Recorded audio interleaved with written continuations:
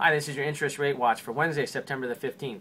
You know, looking at the economic calendar, not too much news coming out. What's really starting to fuel the fire and keeping interest rates at today's levels and rebounding from last week's huge sell-off, which caused rates to go up, is the rumor that the Feds may come out with another purchase program.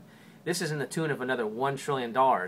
We saw this announced last year in two different pieces that totaled $1.3 trillion, and that happened last year to stabilize the mortgage market, to stabilize interest rates, which was their well-accomplished goal.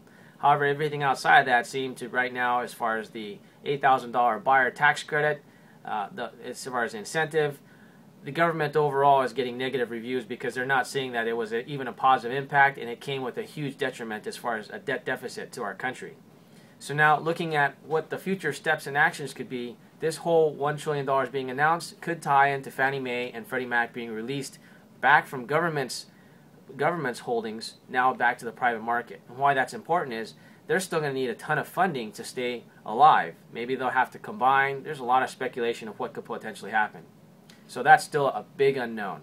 The second thing that's really coming up, and you're going to start hearing more and more chatter about this, is this is crucial to any homeowner, potential homeowners looking to buy.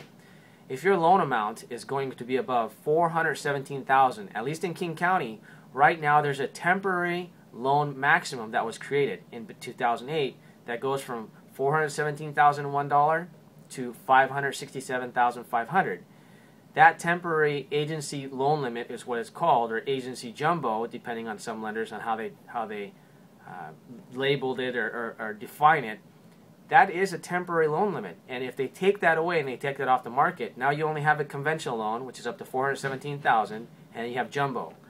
Right now in pricing with all banks, all lenders out there, from a conventional loan to a jumbo loan, if they did not have this middle temporary loan limit maximum, you'd see a pretty big price jump in interest rates.